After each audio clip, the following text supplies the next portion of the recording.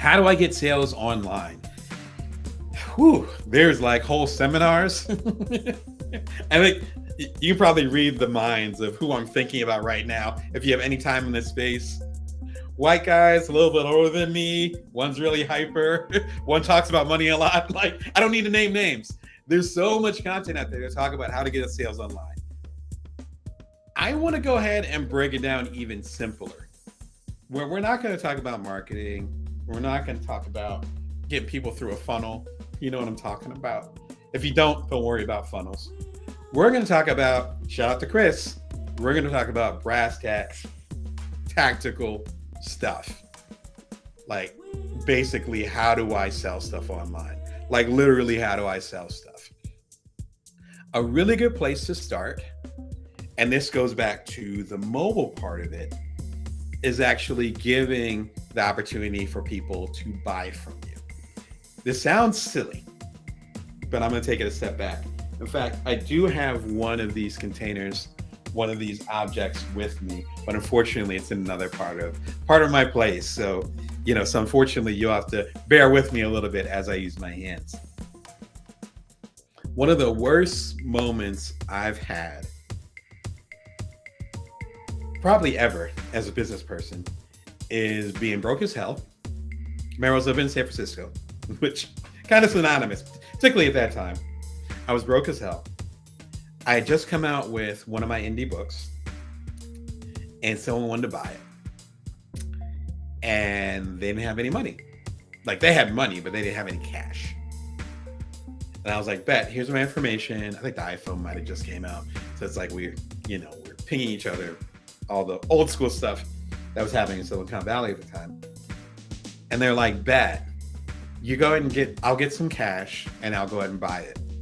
Like, they wanted to buy 2 copies of the book. That never happened. In fact, I don't think I ever heard from or saw that person again. I was broke.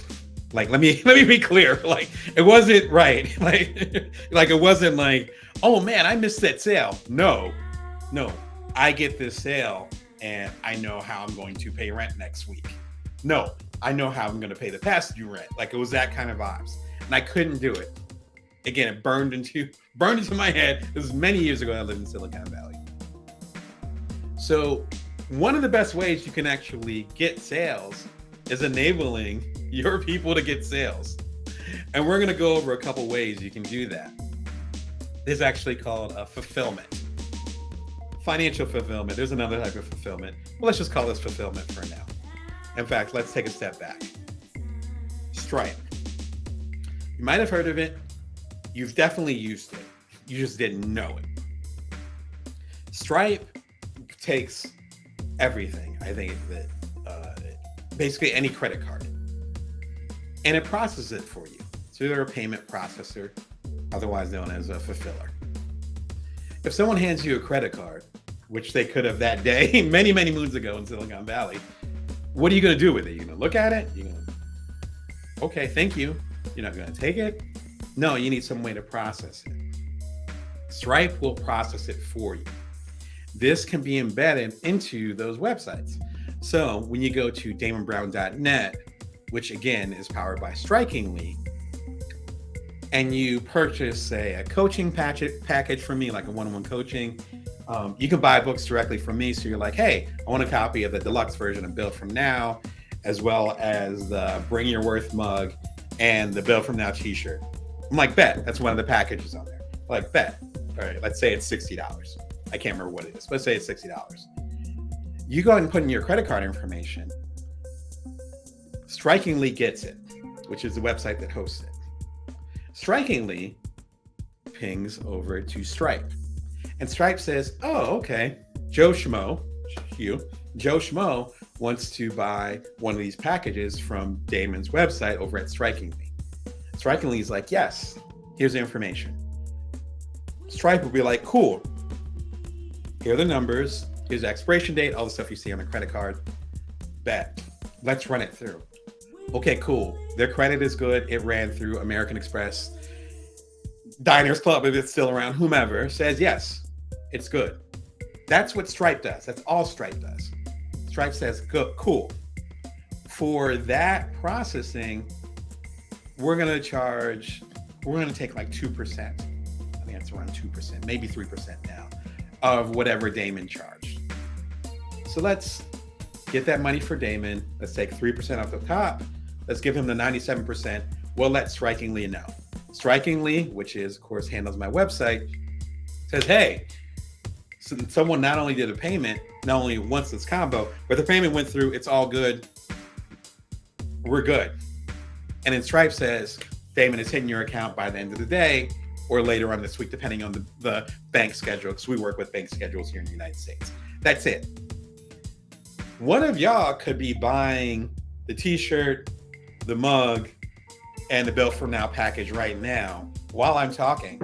Literally right now. It's happened. And then I could get a ping on my phone and they'll say, hey, Damon, you just made $57 after assuming it's $60 and Stripe took whatever cut they're going to take. That's how that works. Without Stripe, without the financial fulfillment, you can't take credit cards. The only thing you can do online, at least, is take PayPal. That's it. And PayPal has super high numbers. And I've written for Playboy. I've worked with other stuff. Not everything I do is approved for kids or for young adults. Some of the stuff I do is for people who are in there well over 21. And there's so many folks that have businesses that even touch on those things that have been shut down by PayPal. That issue has not happened with Stripe that I know of. If it has, let me know in the comments, throw an article in there. I would love to be schooled on that, but I've never seen that with Stripe. Now, Stripe is really good with the online world. Square is the one that you want to rock with the physical world. That's one where you want to rock with. And again, I have my different things here, but I don't have my tchotchkes here right now. But you can click on the link and see all the different things they offer. And if you're on Amazon Live, you'll see the different things they offer. All right, so one thing that they offer is actually the Square Terminal, which is available through Amazon, and that is a physical terminal. It's not heavy at all, I don't think. I've carried one once or twice. It's not heavy. But it's a little terminal that if you're having a book signing, which I do book signings, if you have a book signing, if you're having a craft fair, whatever, you can place it there and treat it like a mini cash register. And it will do the credit cards, all that stuff. I think it even does the touch thing at this point. More casual is the Square Reader, and there's a link below on that, or you can click on this link right here. And if you're watching, let me be clear about that. If you're watching on Amazon Live, you'll see the link to it right there. And if you're not watching Amazon Live, then feel free to click on the link right here for Square. This is a little about the size of a credit card. You can fit it in like in a simple jacket pocket. You pull it out, and someone can slide their card in there. Again, it's about the size of the palm of your hand. Someone can slide their card in there, and using Bluetooth or using Wi-Fi, then their card is read. Awesome. I just used it at my signing that I had at a keynote about a year ago over at Benton Harbor. Shout out to y'all. Again, all that stuff is actually available at the YouTube channel at youtube.com/BrownDamon if you want to watch my keynote from Benton Harbor. All right.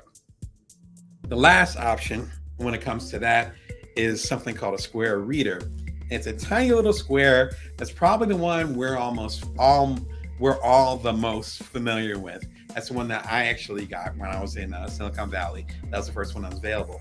It's tiny, about the size of my thumb. I have a big thumb. It's about the size of my thumb. And it's like an inch square. Hence it being called Square. You plug that into your smartphone. Get my smartphone here. Plug it to your smartphone. I happen to have an Apple phone, iPhone. So I have the special jack. But you plug it in here, and the little square fits right here.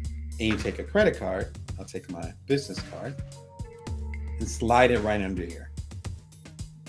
And so I've been on the road. I've been out with my family. I've learned so much about always being prepared. And I've, not even on purpose, just having conversations with folks. And they're like, and we have a good conversation. They're like, so what's the name of your book? It's called Bring Your Worth, which is my book from a few years back. You know what? I want a copy. And if you're going to be around, I'd love to get it signed. And I'm like, bet. Excuse me. I'm like, I have some copies in my car. I'll grab it for you. If credit card is okay, if you want to give me cash or just pay me later. They're like, I have a credit card. I'm like, bet. I'll run to my car, get a copy of Bring Your Worth, which is, I believe, $15. Bring it back, take out the square reader, the tiny one, not the one that looks like a cash register, but the tiny square reader, the one the size of my thumb. Slide it, done. I've been like abroad and selling books. Like, it's just different. So if you're going to have a mobile business, you want to make sure that you can actually sell to your customers. It sounds silly, but one of the biggest things that I found as a coach is that gap between what we want and what we're set up for. The gap between what we want and what we're set up for. We can say we want to have a best-selling book and do it independently as I have. It's like, great. Do you have a website in place so people online can buy your books, particularly independently? Do you have a setup with Amazon so people that are more comfortable with Amazon, are they going to go to Amazon and be able to see that your books are available? Are you listed on there? Because Amazon is like a search engine for sales, right? So is your stuff tight on there? There's some work. You got to set up an author page and all that stuff. You look up Damon Brown on Amazon, and that's a good example. You look on Amazon.com, look up Damon Brown. You'll see my author page with my face, my updated bio. I think it's fairly updated within the last year. And literally all my books. I've done 26 books. Almost all those joints are available on there. The ones that are not available, it's out of my control because it was with a different publisher. It's not around anymore or all those things. But the stuff that's on my control, it is tight as possible. So if you're going to have that bestseller status, if you're going to become a 100,000aire or a millionaire, all admirable stuff, you got to have your systems right. It begins with this.